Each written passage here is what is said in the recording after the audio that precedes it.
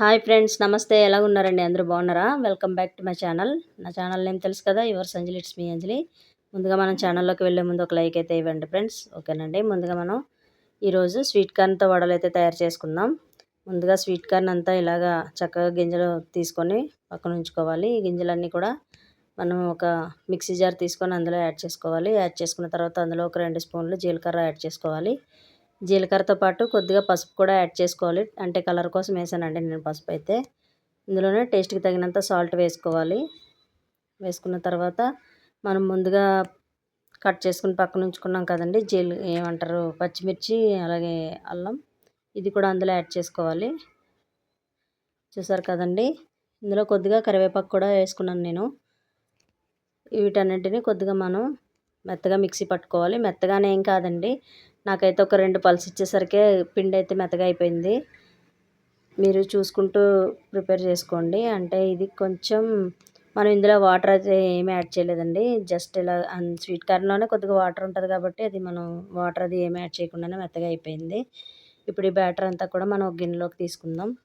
తీసుకున్న తర్వాత ఇందులోనే మనం ఆల్రెడీ సాల్ట్ వేసుకున్నాం కాబట్టి మనం ఇందులో ఆనియన్స్ అయితే వేసుకోవాలి.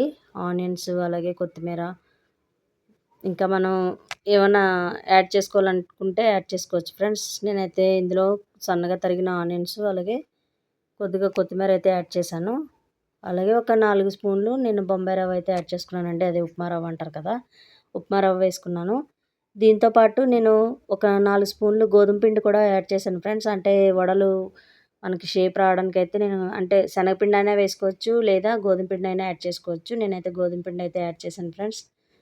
చూసారు కదా, ఇలాగా మనకి ముద్ద కన్సిస్టెన్సీ వస్తుందో లేదో చూసుకోవాలండి. ఇప్పుడు ఇందులోనే మనం ఆనియన్స్, కొత్తిమీర కూడా యాడ్ చేసుకోవాలి. యాడ్ చేసుకొని మంచిగా కలుపుకోవాలి మొత్తం అంతా.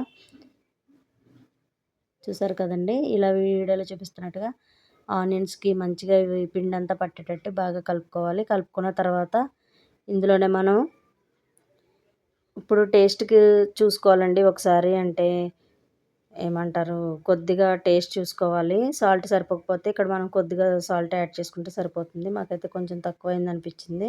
నేనైతే మళ్ళీ కొంచెం సాల్ట్ అయితే యాడ్ చేశాను. చూసారు కదా ఫ్రెండ్స్, పిండి అయితే ఇలాగా ప్రిపేర్ చేసుకోవాలి. చాలా సింపుల్ అండి. చాలా చాలా టేస్టీగా ఉన్నాయి వడలైతే. మీరు కూడా తప్పకుండా ఒకసారి ట్రై చేయండి ఫ్రెండ్స్. చూసారు కదండి, ఈలోపు మనం ఆయిల్ అయితే పెట్టుకొని వేడి చేసుకుంటున్నాం కదా. వడలు మనం డైరెక్ట్గా అన్నా వేసుకోవచ్చు, లేదా మనకి అంటే చాలామందికి వడలు వేయడం రాదు కదండి, గారెలు అంటారు కదా, అవి డైరెక్ట్గా ఆయిల్లో వేయడం రాదు కాబట్టి మనం టీ స్ట్రైనర్ ఉంటుంది కదా, టీ స్ట్రైనర్ పైన పెట్టుకొని కూడా వేసుకోవచ్చు. ముందుగా అంటే పిండి మనం ఆయిల్ వేడైందో లేదని కొద్దిగా అయితే వేసుకొని చూసుకున్నాం. చూసారు కదా, ఆయిల్ అయితే బాగా హీట్ అయింది. ఇప్పుడు మనం అంటే ముందుగా మా అత్తయ్య గారు ఏంటంటే కొంచెం పకోడీ టైప్లో వేద్దామని ట్రై చేశారు. అయితే అది సరిగా రాలేదు. అందుకని చెప్పి మళ్ళీ అవి అయితే తీసేసి వడలైతే వేశారు ఫ్రెండ్స్. ఇది చాలా చాలా టేస్టీగా ఉందండి. కొద్దిగా ఆయిల్ అయితే పీల్చుతుంది, ఏం ప్రాబ్లం లేదు. మనం ఈ వడలు వేసుకున్న తర్వాత ఒక టిష్యూ పేపర్లో అయితే వేసుకుంటే ఎక్స్ట్రా ఆయిల్ అంతా పేపర్ అయితే పీల్చేసుకుంటుంది కాబట్టి ప్రాబ్లం ఏం లేదండి. ఇది సాస్తో కానీ చట్నీతో కానీ తిన్నా, లేదా ఉట్టిగా తిన్నా చాలా చాలా టేస్టీగా ఉంటుందండి. ఈవినింగ్ స్నాక్స్ లాగా పిల్లలకైతే ఒకసారి తప్పకుండా ట్రై చేయండి ఫ్రెండ్స్. ట్రై చేసి ఎలా వచ్చిందో నాకైతే వీడియో చూసి కామెంట్ పెట్టండి. ఓకేనా ఫ్రెండ్స్. చూసారు కదండి, ఇప్పుడు మనం ఇదంతా తీసేసి వడలైతే వేసుకుందాం. ఇప్పటివరకు నా ఛానల్ సబ్స్క్రైబ్ చేసిన ప్రతి ఒక్కరికి చాలా థ్యాంక్స్ అండి.